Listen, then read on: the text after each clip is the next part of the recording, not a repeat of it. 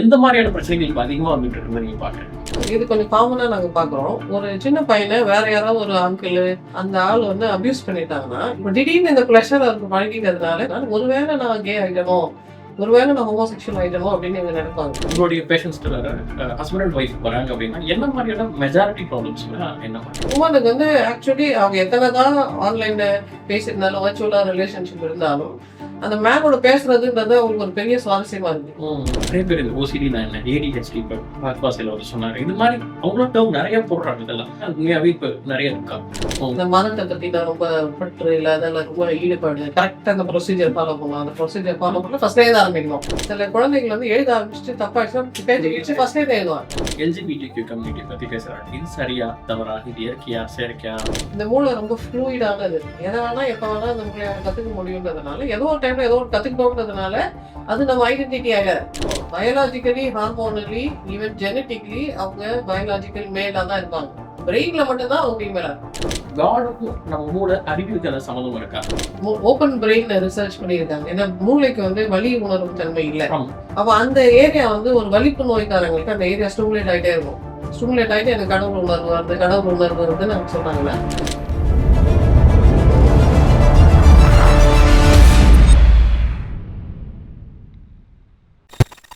வணக்கம் மேம், ரொம்ப மகிழ்ச்சி உங்களை பார்த்தது. நான் வந்து ஜென்ரலாக ஒரு கொஸ்டின் போஸ்ட் பண்ணியிருந்தேன் சோஷியல் மீடியாவில். நம்ம அந்த மாதிரி ஒரு மனநல மருத்துவரை நீங்கள் வந்து கேள்விகளை வந்துட்டு இருந்தால் என்ன மாதிரி கேள்விகள் கேட்டோம். கிட்டத்தட்ட ஒரு 1200 கேள்விகள் வந்திருக்கு இன்னைக்கு வரைக்கும். அதுலேருந்து தேர்ந்தெடுத்து ரொம்ப அதிகமான மக்கள் கேட்ட கேள்விகளை தான் நீங்கள் நம்ம கேட்போம். ஃபர்ஸ்ட் திங், நிறைய கேள்விகள் இப்போ யங்ஸ்டர்ஸ் மத்தியில் வந்து நம்ம அந்த கேள்விகளை பார்க்கும்போது யார் அவங்க வயதெல்லாம் பார்க்கும்போது யங்ஸ்டர்ஸில் நிறைய இருக்க கேள்வி என்னென்னா அடிக்ஷன். அது வந்து கேம் அடிக்ஷனாக இருக்கலாம், ஃபோன் அடிக்ஷனாக இருக்கலாம், இல்லை வேற ஏதாவது சாப்பாடு உணவு சம்மந்தம். பிரியாணி நான் நைட்டெல்லாம் ரெகுலராக சாப்பிட்றேன், நான் நிறுத்த முடியல, இப்போ புதுசாக இருக்குது அதெல்லாம். சார் அடிக்ஷன் ஏதோ ஒரு வகையான அடிக்ஷன். இந்த அடிக்ஷன்லேருந்து எப்படி வெளில வருது நம்ம நிறைய பார்க்குறோம் போடுறோம். ஆனால் ஒரு கீ மாதிரி தான் இதுதான் இப்படி பண்ண அடிக்ஷன் வந்து வெளில வந்துடலான்னு ஏதாவது ஒரு சுருக்கமா அப்படி இருக்கு ஒரு வழி இருக்கா? டோபமைன் அப்படின்னு ஒரு மூளையோட ரசாயன மூலம் இருக்கு. அந்த டோபமைன் தான் ஒரு சென்ஸ் ஆஃப் வெல்பீயிங், நான் சந்தோஷமா இருக்கேன், பிளஷர் அப்படின்னு ஏகாந்த உணர்வை தருது இந்த டோபமைன் தான். அந்த டோபமைன் எது எதுக்கெல்லாம் இயற்கையில தூண்டப்படுதுன்னா, நல்ல உணவு சாப்பிட்டா, ஒரு நல்ல ஒரு பேச்சு பேசினா, ஒரு நல்ல இன்பமான ஒரு பொழுது கிடைத்தால், செக்ஷுவல் ரிலேஷன்ஷிப் இருந்தா, கேம்பிளிங், அதாவது ஒரு வேட்டைக்கு போய் ஒரு வேட்டை தேடி போய் பிடிச்சிட்டு வந்தா, இதெல்லாம் வந்து நேச்சுரலா ஒரு அந்த காலத்து ஆதி மனிதனுக்கு இதுல எல்லாம் கொஞ்சம் சந்தோஷம் இருக்கும்ல. ஏன் அந்த சந்தோஷம் வருதுன்னா, இதுல இருந்து நீ கத்துக்க போற, இந்த ஊருக்கு போய் இந்த வேட்டையாடின பிறகு நான் உங்களுக்கு ரசாயனத்தை தரேன், இதை வச்சு நீ இது நல்லா இருக்குல்ல, திரும்ப நான் அதை செய்யணும் அப்படின்றது தான் அதுல இருக்கிற ஒரு ப்ராசஸ். ஆனா நம்ம அதுக்கு அடுத்தது வரதை செய்யாம, எனக்கு சாப்பாடு பிடிச்சிருக்கு, நான் சாப்பாடு சாப்பிட்டுட்டே இருக்கேன், எனக்கு ஆரோக்கியத்துக்கு கெடுதலா இருந்தாலும் நான் சாப்பிட்டுட்டே இருக்கேன், இந்த பையன்கிட்ட பேசவே கூடாதுன்னு எனக்கு தெரியும், ஆனா மொக்க போட்டுக்கிட்டே இருக்கேன், பேசிக்கிட்டே இருக்கேன், அவங்ககிட்ட பேசாம இருக்க முடியாது, அவன் அவமானப்படுத்தினாலும் நான் பேசிக்கிட்டே இருப்பேன், ஆன்லைன்ல ஷாப்பிங் பண்ணிட்டே இருப்பேன், சாக்லேட் சாப்பிட்டுட்டே இருப்பேன், ஐஸ்கிரீம் சாப்பிட்டுட்டே இருப்பேன், கேம்பிள் பண்ணிட்டே இருப்பேன், போனோகிராஃபி பார்த்துட்டே இருப்பேன், வர்ச்சுவலாவே நான் செக்ஸை கன்சியூம் பண்ணுவேன். ரியல் லைஃப்ல எனக்கு செக்ஸே பண்ண தெரியலனாலும் வர்ச்சுவலா கன்சியூம் பண்ணாவே திருப்தி அடைகிறேன் அப்படின்னா, நான் தனியா ஒரு உலகத்துல வாழ்றேன் இல்லையா? யதார்த்த உலகத்துல நான் ஃபிட்டே ஆகல. அப்ப தனியா எனக்கு ஒரு உலகத்தை நான் கிரியேட் பண்ணி என்னோட சர்வைவலை நானே டேமேஜ் பண்ணிக்கிறேன்றதுனால இப்போ அதை நாங்க நோயாக தான் கன்சிடர் பண்றோம். இது எல்லாமே ஒரு நோயோட வடிவத்துக்கு வந்துருச்சு. அப்போ டோபமைன் எப்போ எதுக்கு சுரக்கணுங்கிற கண்ட்ரோல் தான் கிடையாது. அப்ப டோபமைன் இயற்கையில எதற்காக ஆரம்பத்துல சுரந்ததோ அந்த காரணத்துக்காக தான் சுரக்கணுமே தவிர, எனக்கு அப்பப்ப டோபமைன் வேணும், டோபமைன் வேணும்னு சொன்னா இல்லை. இப்போ அது காலத்துல நீங்க சொன்ன மாதிரி வேட்டையாடும் போதோ வேற விஷயங்களும் சுரக்கிறது. இப்போ நான் ஒரு கேமிங் அடிக்ஷன், இப்போ கேமிங்கிறது சமீபமான ஒன்று தான். இப்போ டோபமைன் சுரக்கிறது இயற்கை தானே? அதுக்கு இயற்கையில இருக்கிற இந்த மூளை அமைப்பு வந்து நம்ம அந்த ஆப்பிரிக்கா சவானால இருந்த அந்த காட்டுல இருக்கும்போது உருவான அமைப்பு. அப்போ உருவாயிடுச்சு, எல்லா சிஸ்டமும் எல்லா ப்ரோக்ராமும் உருவாயிடுச்சு. ஆனா இப்ப ராங்கா ஃபயர் ஆகுது. உண்மையிலே வேட்டைக்கு போகும்போது ஃபயர் ஆச்சுன்னா அடுத்த வேட்டைக்கு எனக்கு அந்த லெசன் வந்து யூஸ்ஃபுல்லா இருக்கும். வேட்டைக்கே போல நான் வீடியோல ஒன்று பார்த்துட்டு அதுக்காக எனக்கு பிரேக் ஃபயர் ஆகிட்டு இருக்கு அப்படின்னா, ஆக்சுவலி பிரேக் தப்பா ஃபயர் ஆகுதுல்ல. அதை நானே அபிவிருத்தி பண்ணி இன்னும் கொஞ்சம் ஃபயர் பண்ண வைக்கிறேன், இன்னும் கொஞ்சம் ஃபயர் பண்ண வைக்கிறேன்னா என் மூளையை நான் தப்பா பயன்படுத்திட்டு இருக்கேன். நான் வந்து கிரிக்கெட் பேட் வச்சு தொடர்பு கட்ட மாதிரி யூஸ் பண்ணா அது நல்லா இருக்காதுல்ல. கிரிக்கெட் பேட்னா அது கிரிக்கெட் பேட் உங்களால வேலைக்கு தான். இன்னைக்கோ ஒரு நாள் வேற வழியில தொடர்பு கட்ட மாதிரி யூஸ் பண்ணலாம். எப்ப பார்த்தாலும் தொடர்பு கட்டை யூஸ் பண்ணக்கூடாதுல்ல. அது மாதிரி நம்ம மூளையோட அமைப்பை தவறான காரணங்களுக்காக நம்ம பயன்படுத்துறோம். ஆனா அந்த பழக்கம் வந்துருச்சுன்னா அந்த பழக்கத்தை விட்டு வெளியில வருது அவங்களுக்கு ஈஸி கிடையாது. அவங்களும் ஹெல்ப் எடுத்துக்கணும். கூட இருக்கிறவங்களும் அவங்கள கொஞ்சம் நிர்பந்தப்படுத்திக்கிட்டே இருந்தா, ஜென்டிலா நிர்பந்தப்படுத்திக்கிட்டே இருந்தா தான் அவங்களால அதுலேருந்து வெளில வர முடியும். ஓகே. ஸோ செல்ஃபா வர்றது கஷ்டம். அது அவ்வளோ ஈஸி கிடையாது. அப்போ அதுக்குன்னு ஒரு கீ ரூலோ இதுல தான் வெளில வந்தாலும் இப்போ நிறைய வீடியோலாம் போடுறாங்க யூடியூப்ல. இதுல இருந்து வெளில வரணுமா இதை செய்ய? இல்ல அது நம்ம கொஞ்சம் கஷ்டப்படுறதுக்கு தயாரா இருக்கும். ம். நான் கஷ்டமே படாம வெளில வருவேன்னு சொன்னா அது நடக்காது. இப்ப நிறைய ட்ரக் அடிக்ட் பீப்புளோ ட்ரிங்கிங், ஆல்கஹால், ஸ்மோக்கிங்லாம் கூட ரெடியா இருக்காங்க பண்ண. ஆனா பண்ண முடியல. ஆனா ரெடியா இருக்காங்க பண்ண. ஸோ அவங்களுக்கு இதை நினைச்சுக்கோங்கப்பா மைண்ட்ல. இல்ல இது இப்ப நம்ம என்ன யோசிக்கிறோம்னா, இப்ப நம்மளோட அதுவும் இந்தியால, ஏசியால என்ன நினைக்கிறோம்னா, நம்ம மைண்ட் வந்து இயல்பாவே அது எல்லா கண்ட்ரோலும் இருக்கு. அந்த ஸ்விட்ச் ஆன் பண்ணா அது வேலை செய்யணுன்ற மாதிரி நம்ம நினைக்கிறோம். ஆக்சுவலி நம்ம மைண்டுக்கு அவ்வளவு கண்ட்ரோல் கிடையாது. ஏன்னா ஒரு 100 வருஷத்துக்கு முன்னாடி நமக்கு புரிதல் என்னன்னா, மூளையில இந்த சென்டர் இருக்கு. அதுதான் நமக்கு தெரிஞ்சது. இப்ப ஜூம் இன் பண்ணி பார்க்குறோம். ஒரு சென்டருக்குள்ளயும் இந்தந்த ரசாயனம் இருக்கு. இந்த ரசாயனம் ஒரு ஹார்மோனியம் மாதிரி கரெக்டா ஒரு சமையல் மாதிரி ரெசிபி கரெக்டா இருந்தா அது ஒழுங்கா வேலை செய்யும். ரெசிபி கரெக்டா இல்ல, ஒண்ணு தூக்கலா இருக்கு, ஒண்ணு கம்மியா இருக்குன்னா அது ஒழுங்கா வேலை செய்யாதுல்ல. Chemical reaction. அப்ப கெமிக்கலையும் நம்ம அதை கொஞ்சம் கண்ட்ரோல் பண்ணணும். நீயே சரி பண்ணிக்கோன்னு சொல்றது வந்து அவ்வளவு கரெக்ட் இல்ல. ஃபார் எக்ஸாம்பிள் ஒருத்தர் தைராய்டு ப்ராப்ளம் இருக்கு. நீயே சரி பண்ணிக்கோப்பா. நீ நினைச்சா உன் தைராய்டு பேச்ச கேட்க சரி பண்ணிக்கோன்னு சொல்றது எவ்வளவு அபத்தமோ, அது மாதிரி ஒரு சைக்கலாஜிக்கல் இஷ்யூவை நீயே சரி பண்ணிக்கோன்னு எப்படி சொல்ல முடியும்? அதுக்குண்டான அந்த எல்லாமே வேணும். அவரோட சுய கட்டுப்பாடு வேணும், அதுக்குண்டான மருந்து வேணும், அதுக்குண்டான பயிற்சி வேணும், அதுக்குண்டான அந்தந்த சமயத்துல அதுக்கு வேண்டிய ஆலோசனை வேணும், எல்லாமே தானே வேணும். நம்ம ஹோலிஸ்டிக்கா ட்ரீட் பண்ணாம ஒரே ஒரு பிட்டை மட்டும் குண்டா வச்சு இதை வச்சு குழச்சு போட்டோம்னா அது மாதிரி மேஜிக் ரெமெடியெல்லாம் கிடையாது. அப்ப இந்த மாதிரி ஏதாவது அடிக்ஷன் இருந்தா சம்பந்தப்பட்ட டாக்டரை பார்த்து அதுக்கான மருந்துகள் எடுத்துட்டு தான் நம்ம வெளில அப்படிதான் அப்பதான் எஃபெக்டிவா வெளில வர முடியுமே தவிர ஒரு அரைவாசி கால்வாசி வர முடியும், சொந்தமாவே வர முடியும். பட் 100% வரணும்னா மொத்தமா அதுக்குண்டான ப்ரோக்ராமும் அவங்க செய்யணும். ஓகே. பொதுவா இப்ப அடுத்து இந்த யங்ஸ்டர்ஸ்க்கு அப்புறம் நிறைய வந்த கமெண்ட்ஸ் கொஸ்டின்ஸ் என்னன்னா, குழந்தைங்க எப்படிங்க சமாளிக்கிறது? ஏன்னா இந்த லீவ் நாள்ல மே ஏப்ரல்ல வந்து அவஸ்தைப்பட்டாங்க. குழந்தைங்க வந்து ரொம்ப எக்ஸ்ட்ரீமா போறது, மொபைல் அடிக்ஷனா இருக்கிறது தெரியுது. பேரண்ட்ஸ்க்கு வந்து ஃபோன் அடிக்ட் ஆக்காங்க, அவங்ககிட்ட வாங்கவும் தெரியுது. ஆனா பண்ண முடியல. சாப்பாடு கையில கொடுத்தாதான் சாப்பிடுறாங்க, வாங்க முடியல. ஸோ இந்த மாதிரி எக்ஸ்ட்ரீமா போறது வந்து இப்போ குழந்தைங்களுக்கு அது மேல பிற்காலத்துல அது ரொம்ப பெரிய டேஞ்சரா? இல்ல அதெல்லாம் ஒரு பெரிய சீரியஸா எடுத்துக்கிட்டு காலமாட்டத்துல மாறணும்னு எடுத்துக்கிறதா? அவங்களுடைய கன்சர்ன் எப்படி பாக்குறீங்க? இந்த குழந்தைகளுக்கு எதையாவது காட்சிகளை பார்த்துக்கிட்டு சாப்பிடுறது வந்து இயற்கையானது. ஏன்னா அந்த காலத்துல பெரியவங்க கூட சில டைம் ரொம்ப காலத்துக்கு முன்னாடி எல்லாம் குழந்தைகளுக்கு சாப்பாடு விட்டோம்னா வெளியில கொண்டு போய் தெருவுல உட்கார வச்சுட்டு போற வர வண்டி எல்லாம் காக்கா குருவி பஸ் எல்லாம் கம்பி விட்டு விடுவாங்க. ஏன் வீட்லயே உட்கார வச்சு பொம்மையை கொடுத்து விட்டு ஊட்ட முடியாது. ஏன்னா அந்த குழந்தை எதை பார்த்துட்டே தான் சாப்பிடுமே தவிர சும்மா இருக்கு சொன்னா அந்த குழந்தைகள் சாப்பிட முடியாது. டிஸ்ட்ராக்ட் பண்ணி தான் சாப்பாடு கொடுக்கணும். நம்ம ரொம்ப ஈஸியா இந்த சேர்ல உட்காந்துட்டா நீங்க போன்லாம் கொடுக்காம சாப்பாடு கொடுங்கன்னு சொல்றோம். பட் ஆக்சுவலி ஒரு குழந்தை சாப்பிடுறதுக்கு 2 மணி நேரம் ஆகும். 2 மணி நேரம் ஒரு லேடி வந்து வேலையெல்லாம் விட்டுட்டு இன்னைக்கு எல்லா விமனும் வேலைக்கு போறாங்க. இல்ல வீட்டுல ஏதாவது வேலை இருந்துட்டு தான் இருக்கும். 2 hours ஒரு குழந்தைக்கு சாப்பாடு விடணும்னா ரொம்ப கஷ்டம். நிறைய குழந்தைகள் இருக்கும்போது அது ஈஸி. எல்லாருக்கும் ஒரு வாய் கொடுத்துட்டு ஒரு ரவுண்டு போயிட்டு வரதுக்கு கரெக்டா இருக்கும். ஆனா ஒரே ஒரு குழந்தை 2 குழந்தை தான் இருக்கு. ஒன்னு கூட்டுட்டு இன்னொரு கூட்டுக்கணும்னா practically that's difficult. So once in a while குழந்தைக்கு மொபைல் ஃபோன் ஏதாவது ஒரு இன்டராக்டிவான ஒரு ப்ரோக்ராம் அந்த குழந்தைக்கு மூளை வளர்ச்சிக்கு யூஸ்ஃபுல்லான ஒரு ஃபார் எக்ஸாம்பிள் ட்ரைப்ஸ் போட்டு ஏதாவது ஒரு நீதி கதைகள் சொல்லி இல்லை ஏதாவது ஒரு கல்ச்சரலாக அந்த குழந்தைக்கு யூஸ்ஃபுல்லாக இருக்கிற விஷயத்த அந்த டைம்ல பாசிட்டிவாக யூஸ் பண்ணி சாப்பாடு ஊட்டிடலாம். பட் அதுக்கப்புறம் அதுக்கு தொடர்ந்து ஃபோனே கையில கொடுத்துட்டு இருக்க கூடாது. சாப்பிட்டு முடிச்சுட்டு ஃபோனை கொடுத்து அடுத்த வேலைக்கு போகலான்னு நம்ம சொல்றதுக்கு அந்த குழந்தைங்களை நம்ம ட்ரெயின் பண்ணணும். பட் அன்பார்ச்சுனேட்லி இதுல வந்து அந்த உமன் வந்து நல்ல ப்ரெசன்ஸ் ஆஃப் மைண்டோட இருந்தால் தான் செய்ய முடியும். அப்போ எத்தனை அம்மாக்கள் ப்ரெசன்ஸ் ஆஃப் மைண்டோட இருக்கிறாங்க? ப்ரெசன்ஸ் ஆஃப் மைண்டோட ஒரு அம்மா இருக்கணும்னா அவங்க எவ்வளோ சந்தோஷமா இருக்கணும், அவங்க பேட்டரி எவ்வளோ ரீசார்ஜ் ஆகிருக்கணும். அந்த பேட்டரி ரீசார்ஜ் ஆயிருக்கான்னு பார்த்தா நிறைய குடும்பங்கள்ல அம்மாக்கள் சந்தோஷமாவே இல்லை. அதனால ஏதோ பார்த்து தொடப்போம் அப்படின்னு அப்போ இந்த குழந்தைக்கு நம்ம எவ்வளவு நன்மை செய்ய நினைக்கிறோமோ அதுக்கு மேட்சிங்கா மதருக்கும் நன்மை செய்ய நினைக்கணும்ல. மதரை யார் கேர் கிவரோ அவங்களை கண்டுக்காம விட்டுட்டு குட் பேரண்டிங் பண்ணுங்க எப்படி சொல்றது? சோ இந்த ப்ராப்ளத்துக்கு அங்க மேல போகும். அம்மா சரிங்களா அப்பாட்ட போகும். எக்ஸாக்ட்லி. ஓகே. சோ இப்போ அந்த கிட்ஸுமே கொஞ்சம் அக்ரெசிவா இருக்கிற மாதிரி இப்ப தோணுதா? இல்ல எப்பயுமே அப்படிதான் இருக்கிறாங்களா? சில்ட்ரனுக்கு வந்து நிறைய எனர்ஜி இருக்கும் சார். ஏன்னா அவங்களுக்கு வந்து பவுண்டரிஸ் எதுவுமே தெரியாது. Full energy bundles of energy இல்ல அந்தந்த வயசுக்கு உண்டான எனர்ஜி அவங்களுக்கு இருக்கும். முன்னெல்லாம் வந்து ஒரு மரம் ஏறது அதுல ஏறது இதுல ஏறதுன்னு கொஞ்சம் எனர்ஜி ஸ்பெண்ட் ஆயிடும். இங்க ஒரு 4 ரூம்குள்ள அது இந்த வெயில் ஏசியில உட்கார வச்சிட்டோம்னா அவங்களுக்கு எனர்ஜி ஸ்பெண்டே ஆக மாட்டேங்குதுன்றதுனால கொஞ்சம் இரிட்டபிளா இருக்கிறாங்க. அந்த நேச்சருக்கு ஒன்றி தான் நம்ம போக முடியும். நேச்சருக்கு விரோதமா நம்ம எதுவுமே செய்ய முடியாதுன்றதுனால அவங்க ரூம்குள்ளேயாவது இது மேல ஏறி இறங்கி விரி பரவாயில்ல அப்படின்னு நம்ம விட்டாதான் அது சரிப்பட்டு வரும்.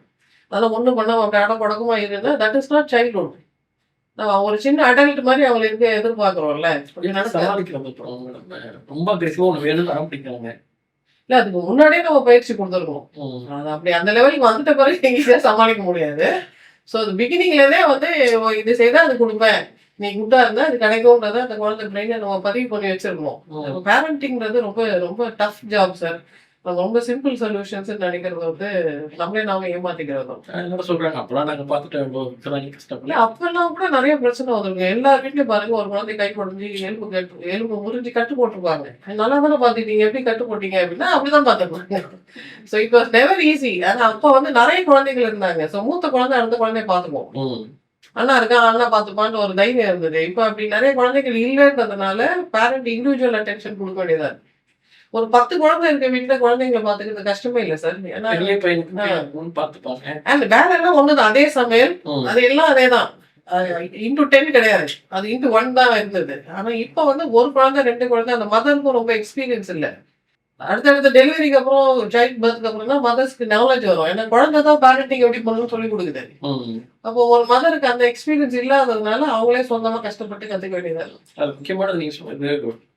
முதல் குழந்தைக்கு அடுத்த குழந்தைக்கு வரும்போது அந்த குழந்தை எங்க வீட்லயும் வந்து ஃபேஸ் பண்ணதுதான். பெரிய குழந்தைக்கு நல்லா தெரியுது, அடுத்த குழந்தை தான் நீங்க அப்படிதான் கவனிப்பீங்க. அது ஒரு டைம் சொல்லிட்டே இருந்த குழந்தை அதுக்கப்புறம் சொல்லாம அதோட பார்வையில நமக்கு தெரியுது இதான் நீங்க பண்ண போறீங்கன்றது. அதை எப்படி ஓவர் கம் பண்றதுன்னு நமக்கு தெரியல சில டைம்ல. வாட் வி ஸ்டாண்டர்ட் அட்வைஸ் என்னன்னா, அந்த குழந்தை 2வது குழந்தை பிரெக்னென்ட் ஆன உடனேயே முதல் குழந்தைகிட்ட உனக்காக காட் வந்து ஒரு கிஃப்ட் அனுப்பியிருக்காரு. எப்பப்பெல்லாம் காடை யூஸ் பண்ணிக்கணும் யூஸ் பண்ணிக்கணும்.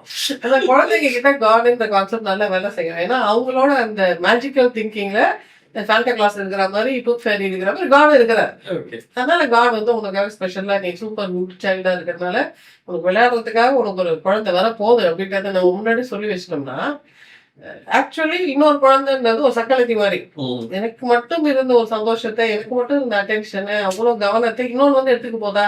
ஐம் இன்செக்யூர்ன்றது அந்த குழந்தைக்கு இருக்கும் தானே. இருக்கும். ஸோ முன்னாடில இருந்தே அதை ப்ரிப்பேர் பண்ணணும். பட் பேரண்ட்ஸ் நிறைய டைம்ஸ் அவங்களுக்கு என்னன்னா, அடுத்து என்ன வரப்போகுதுன்னு அவங்க ப்ரெடிக்ட் பண்ண மாட்டேன்றாங்க. அது நடந்து முடிச்சிட்ட பிறகு அதுக்கு என்ன சொல்யூஷன் அவங்க யோசிக்கிறாங்க. ஓகே.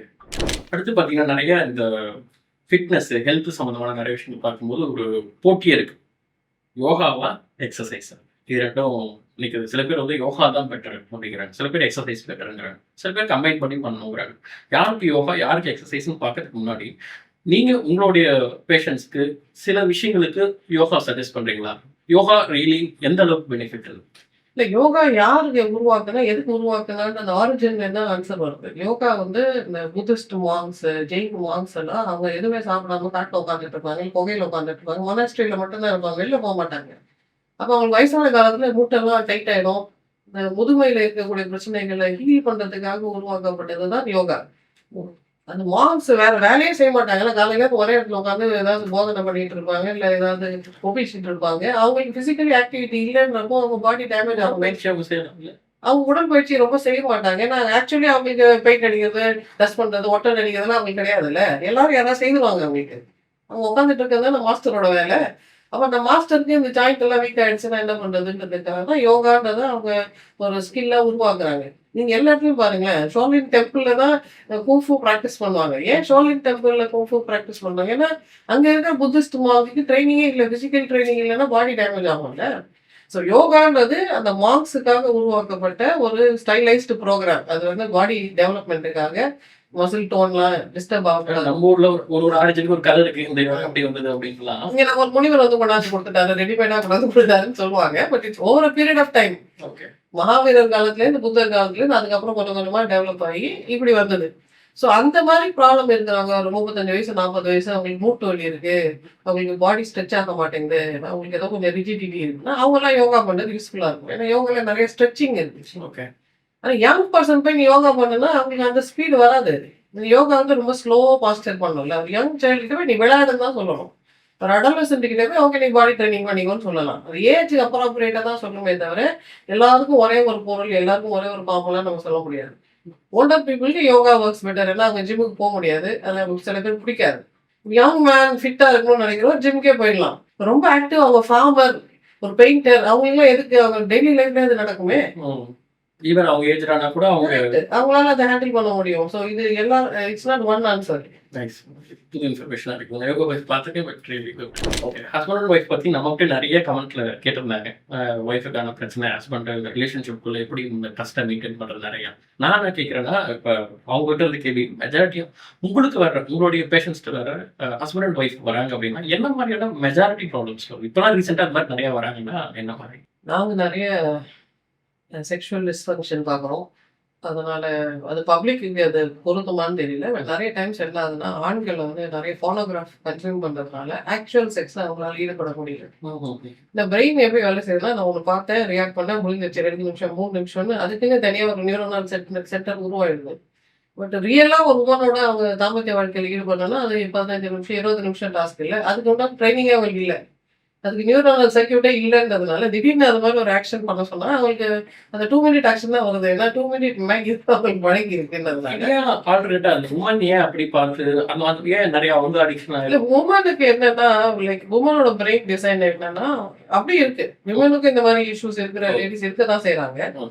அந்த வுமனுக்கு வந்து அந்த அட்டாச்மென்ட், அந்த மேன் வுமன் ரிலேஷன்ஷிப்ல வுமனுக்கு அந்த ஆக்ஸிடோசின்ற மேஜிக் இருக்கு. ம். மேனுக்கு தான் ஆக்ஸிடோசின்ற மேஜிக் அது இல்லன்றதுனால ரசாயனம். ம். ஆக்சிடோசின் ஆக்ஸிடோசின்றது ஒரு ஹார்மோன். ஹார்மோன். அந்த ஹார்மோன் வந்து ஒரு பிணைப்பு பந்தத்தை ஏற்படுத்துற ஹார்மோன்றதுனால, வுமனுக்கு வந்து ஆக்சுவலி அவங்க எத்தனைதான் ஆன்லைன்ல பேசியிருந்தாலும், வர்ச்சுவலா ரிலேஷன்ஷிப் இருந்தாலும், அந்த மேனோட பேசுறதுன்றது அவங்களுக்கு ஒரு பெரிய சுவாரஸ்யமா இருக்கு. ம். But as you say alternatively ஆன்லைன்ல ரொம்ப கதை பேசிட்டு இருக்க லேடீஸ்க்கு, ரியல் லைஃப்ல கூட கதை பேசினா தான் அவங்களுக்கு பிடிக்குது. எதுக்கு வெட்டியா கதை பேசணுன்ற அந்த கான்செப்ட் அவங்களுக்கு வர மாட்டேங்குது. இப்ப எப்படி பிரெயின் ட்ரெயின் ஆகுதோ, அதே தான் அதோட ப்ராசஸாவே மாறிடுதுன்றதுனால, ம். நம்ம பிரெயின் ஏற்கனவே ஒரு விதமா ட்ரெயின் ஆயிடுச்சுன்னா, அது கரெக்ட்டா இருக்கணும்னு அவசியம் இல்ல. இப்ப இருக்கிற சூழ்நிலைக்கு எது பொருந்துதோ, அதுக்கேத்த மாரி நம்ம ரீட்ரெயின் பண்ண வேண்டியது இருக்கும். இப்போ 15 வயசுலேருந்து ஒரு பையன் வந்து மாஸ்டர்பேஷனே பண்ணி பழகிட்டாருன்னு வச்சுக்கோங்களேன். அந்த பையனுக்கு 30 வயசுல தான் கல்யாணம் ஆகுதுன்னா, "நீ இரும்மா நான் பாத்ரூம் போயிட்டு சொன்னா அது நல்லா இருக்காது. இப்போ ஹி ஹேஸ் டூ ரீட்ரெயின். இப்ப இருக்க ரிலேஷன்ஷிப்க்கு ஏத்த மாரி நான் இந்த மீட் உருவாக்கணும், என் பிரெயின திரும்ப ப்ரோகிராம் பண்ணணும்ன்றது அந்த பையனுக்கு தெரியணும் இல்லையா? இப்ப நம்ம மேரேஜ் ஏஜ டிலே பண்ண இந்த மாரி பிரச்சனைகள் நெறைய நாங்க பார்க்குறோம். ஓ. ஸோ இது கொஞ்சம் காமன். 2வது வந்து இந்த பெரியவங்க இன்டர்ஃபியர் பண்றாங்கல்ல மேரேஜ்ல. ஈவன் நவ் ஒரு ஒரு அம்மாக்கு வந்து என் பையன் என்ன விட்டு போறான் அப்படின்ற ஃபீலிங் அதிகமா இருக்கு. இப்ப புதுசா என்னன்னா, என் பொண்ணு என்ன விட்டு போகுதுன்ற ஃபீலிங் வந்துருச்சு. ஸோ முன்ன பையன்களுக்கு இருந்த அந்த பிரச்சனை, இப்ப ஒரே பொம்பள குழந்தை வச்சிருக்கிற அம்மா, அப்பாவுக்கு என் பொண்ணு என்ன பண்றாங்க, மாப்பிள்ளை என்ன ஜெட்டி வேற பண்ணணும்ன்றது கூட மாமியார் சொல்றாங்க. நீங்க இந்த பிராண்ட் தான் போடணும் மாப்பிள்ளை அப்படின்னு சொன்னா, அந்த மாப்பிள்ளைக்கு எனக்கு ரொம்ப ஷையா இருக்கு. எனக்கு பிரைவசியே இருக்காதா? அந்த பொண்ணுங்க சம்டைம்ஸ் புரிஞ்சுக்க மாட்டேன்றாங்க. இப்ப பையன்னா அவங்க வீட்ல ஷார்ட்ஸ் போட்டுட்டு இருப்பாரு. ஷர்ட் கூட போடாம இருப்பாரு. மாமியார் வீட்ல அப்படி போடாமலாம் சுத்த முடியாதுல்ல. அப்ப உங்க வீடும் என் வீடு ஈக்குவல் தானே. ஈக்குவாலிட்டினா எல்லாரும் தானேன்னு அந்த பெண்கள் நினைக்கிறாங்க. அப்படி இல்ல. ஈக்குவாலிட்டின்றது நம்ம லீகலா தான் சொல்றோமே தவிர, biologically man and woman are not equal. They are different. அந்த டிஃபரன்ஸஸ புரிஞ்சுக்காததுனால நெறைய பிரச்சனைகள் வருது. ஸோ அது மாரி நிறைய வருது. கொஞ்சம் அது மாரி பிரச்சனைகள் வரும். ஓகே. அதுபோல இப்ப நெறைய காமனாவே கமெண்ட்ஸ்ல கேட்கும்போது எனக்கு ஏதாவது மெடிக்கல் சம்மந்தமான வீடியோ போட்டா நெறைய பேர் இந்த ஓசிடினா என்ன, ஏடிஹெச்டி இப்ப பாக்வாசில அவர் சொன்னாரு. இது மாரி அவங்களோட டேர்ம் நெறைய போடுறாங்க இதெல்லாம். ஒரு வேளை கூகுள் பண்ணி பேனிக் ஆகி போடுறாங்களே எனக்கு தெரியல. இந்த டேர்ம்ஸ்லாம் நெறைய இருக்கு. ஓசிடி, ஏடிஹெச்டி அதை எப்படி பார்க்குறீங்க? அது உண்மையாவே இப்ப நெறைய இருக்கா? இதெல்லாம் வந்து ஒரு இன்டர்நேஷனல் ரிசர்ச் என்ன சொல்லுதுன்னா, ஒரு ஒரு பாப்புலேஷன்ல 1000 பேர் இருக்க பாப்புலேஷன்ல 3% தான் இருக்கும். அதுக்கு மேல புதுசா நம்ம யார்கிட்டேருந்து பார்த்து கத்துக்கிறது இல்ல. இது பரம்பரையா வர்றதுன்றதுனால அவ்வளோதான் இருக்கு நம்ம ஜீன்ஸ்ல. அதுக்கு மேல எக்ஸ்ட்ரா வரதுக்கு வாய்ப்பு இல்ல. பட் இப்போ அவேர்னஸ் அதிகமா இருக்கு. ஏன்னா இப்ப ஏதாவது இருக்குன்னா நம்ம கூகுள் பண்ணாவே அதுவே ப்ராம்ப்ட் பண்ணுது. இதுவா இருக்குமா செக் பண்ணுங்க அப்படின்னு ப்ராம்ப்ட் பண்ணுது. எல்லா விதமான சைக்காலஜிக்கல் ஸ்கிரீனிங் டூல்ஸ் எனக்கு ஓசிடி இருக்கா, ஸ்கிசோஃப்ரெனியா இருக்கா, பைபோலார் இருக்கா, பர்சனாலிட்டி டிசார்டர் இருக்கான்னு ஆன்லைன்லயே போய் செக் பண்ணிக்கலாம். மெனி டைம்ஸ் அது ஃப்ரீயாவும் இருக்குன்றதுனால நிறைய பேர் டெஸ்ட் பண்ணிக்கிறாங்க. என் பேச்சு வாக்குல சில வார்த்தைகள்லாம் ரொம்ப பழக்கமாயிடுச்சு. நீ ரொம்ப நார்சிசிஸ்டிக்கா நடந்துக்கிறீங்கன்னா, இதெல்லாம் ரொம்ப சகஜமா பேசுறாங்கன்றதுனால, இந்த நார்சிசிஸ்டிக் சொல்றாங்க அப்படி இருக்குமோ அப்படின்னு போய் செக் பண்றாங்க. அதுல 10 இருக்குன்னா 2வது இருக்கும். எல்லாருக்கும் இருக்கும்ன்றதுனால, ஓ! இப்படி இருக்கும் போல இருக்கு அப்படின்னு நினைக்கிறாங்க. ஸோ இந்த அவேர்னஸ் ரொம்ப பாசிட்டிவானது. பட் அன்பார்ச்சுனேட்லி நீங்க ரியலான ஒரு ஏதாவது வெப்சைட்ல போய் தேடினீங்கன்னா, எல்லாத்த பத்தியும் மோசமா தான் போட்டிருக்கும். ஓசிடினா ரொம்ப ரொம்ப ஒரு மோசமான நோய். அந்த நோய் வந்துருச்சுன்னா அப்படின்ற மாரி இருக்கும். பட் ஆக்சுவலி அப்படி கிடையாது. அது எவ்வளவு தீவிரமா அந்த ஜீன் எக்ஸ்பிரஷன் இருக்கோ, அது காமனான பீப்பிள் சொல்லிடலாம். ஓசிடிங்கிறது ஓசிடினா அப்சசிவ் கம்பல்சிவ் டிசார்டர். அப்சஷன்னா ஒரே எண்ணத்தை பத்தி திரும்ப திரும்ப நினைக்கிறது. அப்பப்ப கை கழுவுறது. அது கம்பல்ஷன். அப்சஷன்னா நான் சுத்தமா இருக்குன்னா, ஏதோ தொட்டுட்டேனா, ஏதோ ஒட்டிக்கிச்சா, நான் தள்ளி விட்டுட்டேனா, நான் குத்திட்டேனா, நான் தான் பண்ணிடுவேனா, நான் குட்டா, நான் பேடா 5 டிஃபரெண்ட் டாபிக்க பத்தி அப்சஸ் பண்ணாங்க. ஒண்ணு வந்து கிளென்லினஸ் பத்தி, நான் சுத்தமா இருக்கேனா, ஏதாவது பட்டுடுச்சா அப்படின்றது. இன்னொன்னு வந்து செக்ஷுவல் தாட்ஸ் பத்தி, நான் சாமியை திட்டிட்டனோ, சாமி கெட்ட வார்த்தை சொல்லி திட்டிட்டனோ அப்படின்றது. இல்ல யாரையும் பார்த்தா அவங்கள பத்தி நான் தப்பா நினைச்சிட்டனோ, இல்ல நான் தள்ளி விட்டுட்டனோ, குத்திட்டேனோ, கத்திய எடுத்து பத்திரமா வச்சுக்கலாம், கத்தியே இருக்கக்கூடாது அப்படின்ற மாதிரி ஃபீலிங்ஸ் எல்லாம் சில பேருக்கு இருக்கு. அப்புறம் சம்டைம்ஸ் ஒரு ரொம்ப ரிலிஜியாசிட்டி பத்தி, இந்த மதத்தை பத்தி நான் ரொம்ப பற்று இல்ல, அதெல்லாம் ரொம்ப ஈடுபாடு, கரெக்டா அந்த ப்ரொசீஜர் ஃபாலோ பண்ணலாம். அந்த ப்ரொசீஜர் ஃபாலோ பண்ணல ஃபர்ஸ்ட்லேயே தான் ஆரம்பிக்கணும். ம். சில குழந்தைகள் வந்து எழுத ஆரம்பிச்சுட்டு தப்பாயிடுச்சுன்னா பேஜ் கிழிச்சு ஃபர்ஸ்டே எழுதுவாங்க. ம். அப்படி செய்யக்கூடாது. கொஞ்சம் அழுக்குப்பட்டா பரவாயில்ல. கிளீனா இல்லைன்னா பரவாயில்ல. அதெல்லாம் நம்ம வேர்ட் டாக்குமெண்ட் கூட பார்த்துருக்கேன். எழுதி ஒரு லைன் போனா அப்படியே கிட்ட எல்லாத்தையும் அடிச்சுட்டு ஃபர்ஸ்ட்ல இருந்து எழுதுவாங்க. சோ அந்த மாதிரி அந்த அந்த பெர்ஃபெக்ஷனிஸ்டிக்கா இருக்கிறதெல்லாம் அப்சசிவ் நீங்க டீச்சர்ஸ். பூட்டு பூட்டிட்டு திரும்ப திரும்ப பூட்டிட்டு சோ பார்த்து இது இப்படி நான் கரெக்டா பண்ணல, நான் பெர்ஃபெக்ட்டா பண்ணல, டைமா பண்ணல, ஆர்கனைஸ்டா பண்ணல, ரிப்பீட் பண்ணணும். அப்போ நம்ம அப்சஷன்ன்றது யோசனை, கம்பல்ஷன்ன்றது ஆக்டிவிட்டி. நான் போய் திரும்ப பண்றேன், திரும்ப எண்றேன், திரும்ப இத்தனை நேரம் மந்திரம் சொல்றேன், பின்னும் பக்கமா இந்த நடக்கிறேன், இதை தொட்டுட்டு வரேன், இதை பண்றேன் அப்படின்னு மீனிங்லெஸ்ஸா ஒரு ஆக்டிவிட்டி அவங்க பண்ணுவாங்க. டெஸ்ட்லாம் கூட இந்த இது இருக்குன்னு நான் கேள்விப்பட்டிருக்கேன். நிறைய முறை இது மாதிரி சயின்டிஸ்ட் டெஸ்ட்லாம் இது பண்ணியிருக்காங்க. ஸோ இது வந்து சைக்காலஜிக்கல் இதுவா ஜெனட்டிக்கலா வர்றதா? இது அவங்க ஃபேமிலியில யாருக்காவது அப்படி இருந்தா இவங்களுக்கு வரும். ம். பட் இப்போ இதை நம்ம சரி பண்ணணும்னா அகைன் நீ வந்து ஒரு மனசு வச்சு சரி பண்ணிக்கோன்றது அது கிடையாது. அதுக்கு உண்டான எந்த ஜீன் எங்கே தப்பா இருக்கோ, எந்த ரசாயனத்தை அது உற்பத்தி பண்ணாம இருக்கோ அந்த ரசாயனத்தை நம்ம சப்ஸ்டிடியூட் பண்ணாதான் சரியா. ஓகே. அடுத்து இப்போ சோஷியல் மீடியால நிறைய இன்ஃப்ளூயன்சர்ஸ் இது பேசுறாங்க. எல்ஜிபிடிக்யூ கம்யூனிட்டி பத்தி பேசுறாங்க. இது சரியா தவறா, இது இயற்கையா செயற்கையா அப்படிங்கிறத பற்றின டாபிக் நிறைய பேர் பேசுறாங்க. இது வந்து ஒரு சைக்காலஜிக்கலா டாக்டர்ஸ் இவங்க பேசுறதா சரியா இருக்கிறதுனால ஈவன் எனக்கு அதை பத்தி எந்த ஒப்பீனியனும் இல்லை. ஸோ உங்கள்கிட்ட கிளியரா கேட்டுக்கலாம்னு பொதுவாக அவங்க சொல்றது என்னன்னா, இப்போ ஆணுக்கு ஒரு ஹார்மோன் இருக்கு, பெண்ணுக்கு ஒரு ஹார்மோன் இருக்கு. இந்த ஹார்மோன் இன்பேலன்ஸால தான் இது நடக்குது அப்படிங்கிறது. ஆனா சில பேர் என்ன சொல்றாங்கன்னா, இது எல்லாமே ஆர்டிஃபிஷியல். இது வந்து முதல்ல இது நோயா பார்க்கணுமா, இல்ல இது வந்து அவங்களோட மைண்ட் தாட்ல அதை மாத்திக்கலாம் அப்படின்னு எடுத்துக்கிறதா? இது இது இது எப்படி பாக்குறது? இது இயற்கையா செயற்கை? 2மே. ம். இப்போ சில பேருக்கு பிறக்கும் போதே அவங்களுக்கு 1 வயசு 2 வயசுக்குள்ளேயே நிறைய ஸ்பெக்ட்ரம் இல்லையா? சில பேருக்கு வந்து அவங்க பிறக்கும்போது ஆண் உடம்போட பிறப்பாங்க. ஆனா மனசு வந்து பெண்ணோட மனசா இருக்கும். எனக்கே நான் உறுப்பு இருக்கு, நான் பொம்பளை தானே, இது இருக்கவே கூடாதாச்சே அப்படின்னு அவங்களுக்கு சின்ன வயசுலேருந்தே அது ஒரு பெரிய பதட்டமா இருந்துகிட்டே இருக்கும். அதை நீக்கிற வரைக்கும் மனசு நிம்மதியா இருக்காது. அது ஒரு டைப் ஆஃப் ப்ராப்ளம். இன்னொன்னு சம்டைம் ஹோமோசெக்சுவாலிட்டி. அவங்க ஆணா தான் இருப்பாங்க. ஆணுன்னு தன்னை உணர்வாங்க. ஆனா அவங்களுக்கு கவர்ச்சி வந்து இன்னொரு ஆண் மேலயோ, இல்ல அதே பாலினத்து மேல அவங்களுக்கு கவர்ச்சி வருதுன்றது தான் அடுத்த ஸ்பெக்ட்ரம்.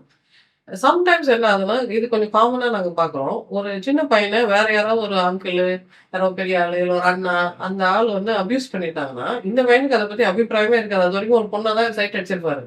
இப்ப திடீர்னு இந்த ப்ளஷர் அவருக்கு பழகிட்டதுனால, திரும்ப திரும்ப திரும்பன்னு அந்த ப்ளஷர் இவரே சீக் பண்ண ஆரம்பிச்சுட்டதுனால, ஒருவேளை நான் கே ஆயிட்டனோ, ஒருவேளை நான் ஹோமோசெக்சுவல் ஆயிட்டனோ அப்படின்னு இவங்க நெனைப்பாங்க. இது வந்து போஸ்ட் அப்யூஸ் நடக்கிற ஒரு லேர்னிங். பிரெயின் கத்துக்குது. இப்ப நம்ம இட்லியே சாப்பிட்டுட்டு இருக்கோம். திடீர்னு ஒரு நாள் யாராவது சப்பாத்தி குடு, சப்பாத்தி நல்லா இருக்கேன்னு ஒரு பிரிஃபரன்ஸ் நம்ம டெவலப் பண்றோம்ல. அது மாதிரி அவங்க இதுவரைக்கும் பொண்ண தான் பார்த்துட்டு இருந்தாங்க. திடீர்னு ஒரு பையன் வந்து ஏதோ பண்ணும்போது, இது கூட பரவாயில்லையே ப்ளஷர் வருது. Why don't I try it? It's easier அப்படின்னு அவங்க நினைக்கிறாங்க. செயற்கை. அது செயற்கை. ம். அப்ப நம்ம இத ரொம்ப அதிகம் பேசும்போது யங் பாய்ஸ் கன்ஃப்யூஸ் ஆயிடுறாங்க. அப்ப நான் ஒரு தடவை இப்படி ஒரு அண்ணாவோட இருந்துட்டேன்னா, அப்ப நான் கே ஆயிட்டேன் போல இருக்கு. அப்ப நான் 100% கே அப்படின்னு அவங்க நினைக்கிறாங்க. அப்படி கிடையாது.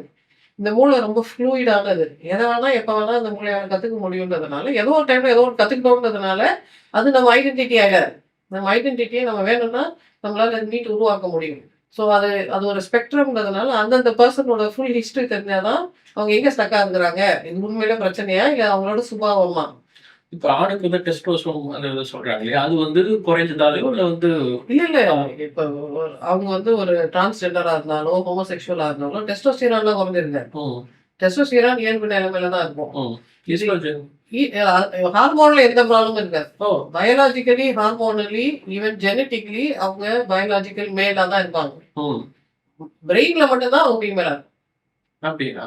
நிறைய பேர் சொல்றாங்க இந்த ஹார்மோன்ஸ் மாறுறது இல்ல அதிகமாகுறது தான் இந்த மாதிரி மாறுறதுக்கு இல்ல காரணம். அவங்களுக்கு ஹார்மோன்ஸ் இப்ப அடல்ட் லைஃப்ல ஹார்மோன் எடுத்து பார்த்தா கரெக்டா தான் இருக்கும். ம். எதுவுமே டிஃபரன்ஸ் இருக்காது. ஆனா அவங்க எப்படி உணர்றாங்கன்றது தான். பட் இதுக்கான ஆரிஜின் என்னன்னா, யூசுவலி குழந்தைகள் உருவாகும் போது ஒரு ஜெண்டர்லெஸ் ஆர் மோர் ஃபீமேல் ஃபார்ம்ல தான் குழந்தைகள் ஜனிக்கிறாங்க. 8 வாரம் கழிச்சு அந்த குழந்தை Y குரோமோசோம் இருந்து டெஸ்டிஸ் உருவாகி டெஸ்டோஸ்டிரான் உருவாச்சுன்னா, மொத்த உடம்பும் ஃபர்ஸ்ட்லேருந்து ஃபீமேல்லேருந்து மேலா கன்வெர்ட் ஆகும். ஓ! ஏன்னா அதுக்கு முன்னாடி ஃபீமேலா இருந்திருக்காது. Genetically the first created template is female template. ம். அதாவது ஆண்களுக்கு இன்னும் முலைகள் இருக்கு. ஆண்களுக்கு முலைகள் இருக்க வேண்டாங்க. ஏன்னா அவங்க பால் கொடுக்க போறதில்ல. ஆனா பிறக்கும் போதே ஜனிக்கும் போதே முலைகளோட ஃபர்ஸ்ட் ஜனிச்சுட்டு அப்புறம் கரெக்ஷன் நடக்குது. ம். அப்போ அந்த அப்டேட் பண்ணும்போது சில பேருக்கு பிரெயின் ஃபுல்லா அப்டேட் ஆகாது. பிரெயின் ஏற்கனவே ஃபீமேல் பிரெயினோட இருந்துருவாங்க சில பேரு. சில பேர் கொஞ்சம் ஆண் மேல கவிச்சு இருக்கிற மாதிரி அந்த செக்டர்ஸ்லாம் அப்படியே இருக்கும். மீதி எல்லாம் மாஸ்குலின் ஆயிடும். அதனால இது it's not about the body, it's about the mind. அது ஒரு சைக்கலாஜிக்கலான சேஞ்சே தவிர, அது ஹார்மோனாலயோ இல்ல உடல் அமைப்புலயோ எந்த சேஞ்சும் இருக்காது. ஓகே. ஆனா இப்ப இதுல நீங்க நெறைய வெரைட்டீஸ் வர்றதெல்லாம் பார்க்குறீங்களா? இப்ப சீசனலா ஆண், பெண்ணா மாறிக்கிறது, அப்புறம் அனிமலா நெனச்சுக்கிறது, என்னென்னமோ புதுசு புதுசாலாம் இப்பலாம் வருது. இது எல்லாமே இதுவுமே பிரெயின் சம்மந்தமான இதெல்லாம் அவங்க கத்துக்கிறது. ம். எது ஃபேடோ அந்த சமயம் எது ரொம்ப பாப்புலரா இருக்கு, எது ரொம்ப கெத்தா இருக்கோ அத அவங்க கத்துக்கிறாங்க. அந்த மாரி ஒரு கம்யூனிட்டில போய் அவங்க கத்துக்கிறாங்க. ஆனா இப்ப இது வந்து கியூரபிள்னா, இல்ல இது வந்து குணப்படுத்த வேண்டிய ஒன்றா? இல்ல அது அவங்க டிசைட் படி இல்ல இது இருக்கும். பயாலஜிக்கலா இருக்குன்னா, அது அவங்களோட சுபாவம். அத நம்ம மரியாதையோட அக்செப்ட் பண்ணிக்கணும். ம். சில பேர் ரைட் ஹேண்டட், சில பேர் லெஃப்ட் ஹேண்டட். ம். நீ லெஃப்ட் ஹேண்ட் யூஸ் பண்ணணும், ரைட் தான் யூஸ் பண்ணணும். நம்ம யார் கம்பல் பண்றதுக்கு? அது அவங்க சுபாவம் அவங்க வச்சுக்கிறாங்க. பரவாயில்ல. பட் அது வந்து ஒரு போஸ்ட் அபியூஸ்னால கத்துக்கிட்டது லேர்ன்ட் பிஹேவியர்னா, அத அன்லேர்ன் பண்றது அவங்க சாய்ஸ். ஆனா இது வந்து இது சமூகத்துல பிரச்சனை ஆயிடும். இந்த மாரி வந்துட்டா இது ஒரு சமநிலையை குலைச்சிரும். இது சரிப்பட வேணும் அப்படின்னு சொல்லி இது வேற மாரி பார்க்கறது, இத அப்யூஸ் பண்றது இன்டர்நெட்ல பண்றாங்க நெறைய பேர். இல்ல இத பத்தி நம்ம மாரல் போலீஸ் பண்ணதுக்கு நம்ம யாருக்குமே எந்த அதிகாரமும் கிடையாது. எல்லா காலத்துலயும் இதெல்லாம் இருந்திருக்கு. சில கல்ச்சர்ஸ்லலாம் அது ரொம்ப செலிப்ரேட்டட். ஃபிஜில ஒரு பையனுக்கு அவங்களே ஒரு நெறைய ஒரு வீட்ல 5 ஆண் குழந்தைகள் இருந்தா, கடைசி ஆண் பையன அவங்க பெண்ணா வளர்க்குறாங்க. ம். அது பேரு ஃபீனே அதுக்கு பேர்லாம் இருக்குது. ஸோ அவங்க கல்ச்சரலி பெண்ணா ஒரு பையன கன்வெர்ட் பண்ணி ஆணா பொறந்த பையன பெண்ணா கன்வெர்ட் பண்றாங்க. ம். சில கல்ச்சர்ஸ்ல வந்து அந்த அந்த ப்ரீஸ்ட் ஷமானா இருக்குது. பெண்ணுக்கு தான் இருக்குன்னு வச்சுக்கோங்களேன். ஒரு ஆண அந்த ரோல் கொண்டாடும்போது புடவ கட்டி உட்கார வச்சுறது மாரி, அவங்க ஊர்ல அந்த பொம்பளைங்க ட்ரெஸ் போட்டு அந்த பையன உட்கார வச்சு, நீ இனிமே பொம்பள அப்படின்னு சொல்லிடுவாங்க. அந்த பையனும் தன்னை பெண்ணாவே நினைக்க ஆரம்பிச்சுருவாரு. அந்த அளவுக்கு இந்த பிரெயின் வந்து ரொம்ப ஃப்ளூயிடு. இப்படிலேருந்து அப்படி, அப்படிலேருந்து இப்படி கூட கன்வெர்ட் பண்ண முடியும். அந்த சூழ்நிலைகள், புற அழுத்தங்கள் காரணமா சில மாற்றங்கள் அந்தந்த கம்யூனிட்டீஸ் கொண்டு வருது. இப்போ நம்ம சயின்டிஃபிக்கா சொல்லும்போது என்ன சொல்றோம், அது அவங்க ஒரு சுபாவம். அவங்க மாற்ற விரும்பினால் அது அவங்க சாய்ஸ். நம்ம போய் கம்பல் பண்றதுக்கு நமக்கு எந்த அதிகாரமும் கிடையாது. இப்ப இது இதனால எந்த இயற்கை சமநிலையும் அதெல்லாம் பாதிக்காது. குழந்தை பிறந்த அதெல்லாம் எதுவும் பாதிக்கும். ம். இன்னைக்கு சயின்ஸ் வந்து இப்போ ஒரு ஹோமோசெக்சுவல் கப்புள் இருக்காங்க. அவங்களுக்கு குழந்தை பெக்கணும்னு ஆசையா இருக்கு. ஏன்னா they can be wonderful fathers. அவங்களுக்கு ஒரு அப்பாவா ஆகணும்னு ஆசையா இருக்கு. இன்னைக்கு சயின்ஸ் அவங்களுக்கு ஹெல்ப் பண்ணும். அப்பா ஆகலாம் அவங்க. இப்ப நெறைய வீடுகள்ல இப்ப பையனுக்கு வந்து ஹோமோசெக்சுவல் டெண்டன்சி இருக்கு. அப்பா, அம்மா ஒத்துக்கவே மாட்டாங்க. அதெல்லாம் கிடையாது. மானம் போயிடும். நம்மலாம் சொல்லவே கூடாது. பப்ளிகேஷன் சொல்லக்கூடாது. எங்க கஷ்டம் அப்படின்னு சொல்லிட்டு, அவங்களோட அந்த ஒரு சமுதாயத்துல அவங்களுக்கு மரியாதை போயிடக்கூடாதுன்றதுனால, அந்த பையன வந்து நெருக்கடி குடுத்துட்டு இருப்பாங்க. ம். அப்ப சம்டைம்ஸ் நாங்க எக்ஸ்பிளைன் பண்ணி, இல்ல உங்க பையனுக்கு வேணா குழந்தை பெத்துக்கலாம். ஒண்ணும் பிரச்சனை இல்ல. ஸ்பெர்ம் எல்லாம் கரெக்ட்டா தான் இருக்கு. அவன் அப்பா ஆக முடியும் அப்படின்றப்ப, அவன வெளியூர்ல போய் குழந்தை பெத்துக்க சொல்லுங்க. நான் எங்க பையன் வெளியூருக்கு போயிட்டாருன்னு சொல்லிடுவோம். அப்ப இந்த பேரண்ட்ஸ் வந்து இந்த சமுதாயம் எவ்வளவு கொடூரமானது பாருங்களேன். ஆனா இது வந்து பிராக்டிகலா எல்லாராலையும் பாசிபிள் இல்ல. சோ அதனால இந்த கலாச்சார கவர்னர்கள் சில பேர் வந்து இல்ல சமநிலை குறைஞ்சிரும். இது எல்லாராலும் சயின்ஸ்லாம் அட்வான்ஸ் வளர்ந்து பண்ண முடியாது. இப்படி யோசிச்சு பாருங்களேன். இப்ப வந்து நான் ரீப்ரொடக்டிவ் மென் எல்லா சமயத்திலும் இருக்க புத்த பிக்ஷுக்கள் இருக்காங்க. இல்ல சமண பிக்ஷுக்கள் இருக்கிறாங்க. அப்படின்னா அவங்க கல்யாணம் பண்ணிக்க மாட்டாங்க. குழந்தை செலிபஸில தானே இருக்கிறாங்க. அப்ப சாமநிலை குறைஞ்சிச்சா என்ன நமக்கு? எத்தனை பேர் அப்ப அந்த காலத்துல பிக்ஷுவா இருக்காங்க? இப்ப ரோமன் கேத்தலிக் சர்ச் ஆண்களும் பெண்களும் திருமணம் செய்துக்க கூடாது. அப்ப ரோமன் கேத்தலிக் சர்ச் பாப்புலரா இருந்த காலத்துல இவங்கெல்லாம் குழந்தை பெத்துக்கலையே. அதனால எதாவது சமநிலை குறைஞ்சு போயிடுச்சா? இல்லையே. அப்ப நான் ரீப்ரொடக்டிவ் பீப்புள் வந்து அவங்களுக்கு ஒரு சாய்ஸ், அவங்களுக்கு ஒரு ஸ்பேஸ் நம்ம கிரியேட் பண்ணணும். அவங்களுக்கு அப்படி இருக்க புடிக்குதுன்னா இருந்துக்கிட்டோம். நமக்கு அத சொல்றதுக்கு நமக்கு அதிகாரம் கிடையாது. எல்லா எக்ஸ்பிரஷன்ஸ்க்கும் நம்ம ஸ்பேஸ் குடுத்தா தான் அது மெச்சூரான கலாச்சாரம்ல. எல்லாம் ஒரே மாரி இருக்கணும்னு சொன்னா அது மெச்சூரிட்டி இல்ல.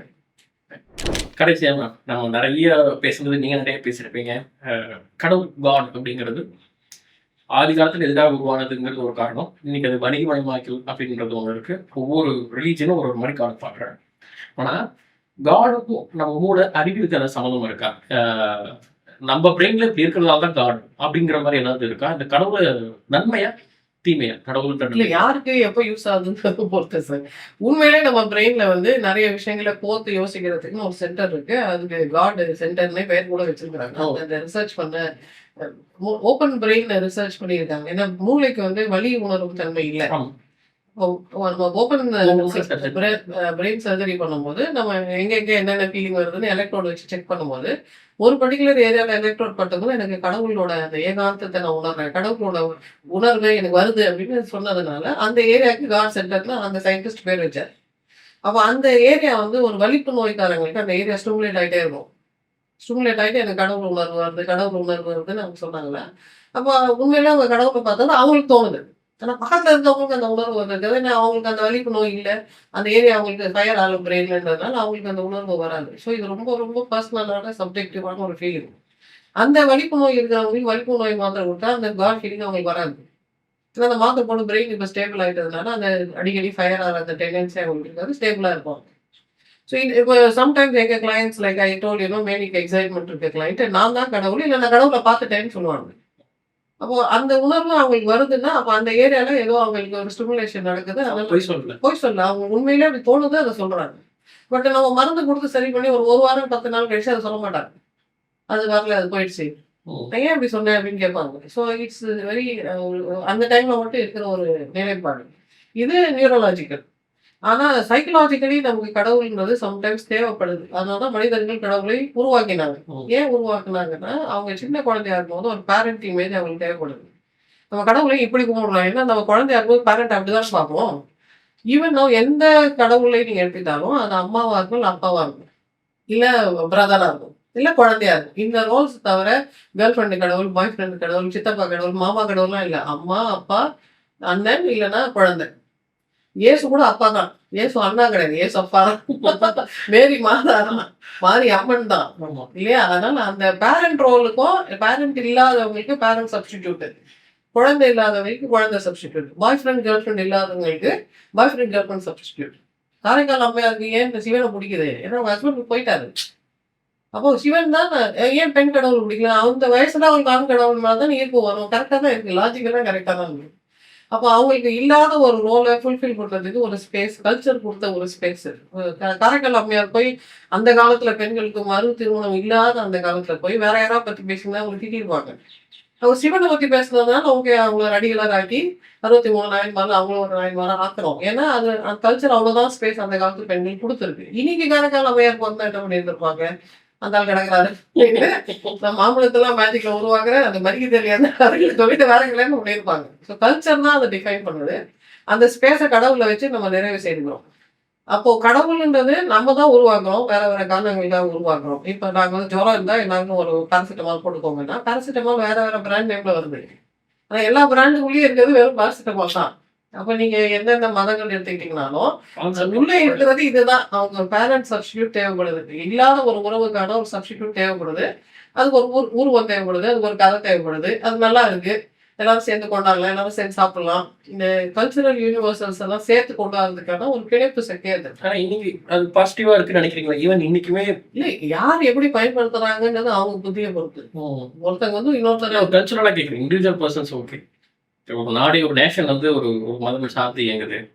நேஷனலோட தலைவர்கள் வந்து ஒரு மதம் சார்ந்து இயங்குறாங்க. அது ஹெல்தி கிடையாது. ஏன்னா இப்போ ஃபார் எக்ஸாம்பிள் ஒரு ஃபிக்ஷன்ல நான் ஒரு குறிப்பிட்ட மதத்தை ஃபாலோ பண்ணேன். நான் ஜிங்கோயிசம்னு ஒரு மதம் வச்சிருக்கேன்னு வச்சுக்கோங்களேன். ஜிங்கோயிசம் பிடித்த மதம்காரங்க வந்து எனக்கு ஹெல்ப் பண்ணுவாங்க. ஜிங்கோயிசம் பிடிக்காத ஒருத்தர் இருக்கான்னு வச்சுக்கோங்க. ஓ நீங்க பெரிய ஜிங்கோயிஸ்டா, இருங்க உங்க நாட்டுக்கு நான் ராக்கெட் அனுப்புறேன், இல்லை நான் போர் விமானம் அனுப்புறேன்னு சொன்னா எனக்கு தேவையில்லாத அட்டென்ஷனை நான் சீக் பண்ண மாதிரி ஆயிடும். அப்ப செக்குலரிசம் தான் இல்லாத எதுவுமே இல்லாம எந்த விதமான பூசு முழுகிறதும் இல்லாம எங்களை பார்த்தா நானும் அப்படின்றதுக்கு உங்க விஷயம் எனக்கு புரியுது, நானும் நீங்களும் ஒண்ணுதான் அப்படின்றத எல்லாருக்கையும் நம்ம சொல்ல முடியும். ஆனா இப்ப நீ சொல்ற மாதிரி காட் வந்து இண்டிவிஜுவலா உங்களுக்கு பெனிஃபிட்டா இருக்கு.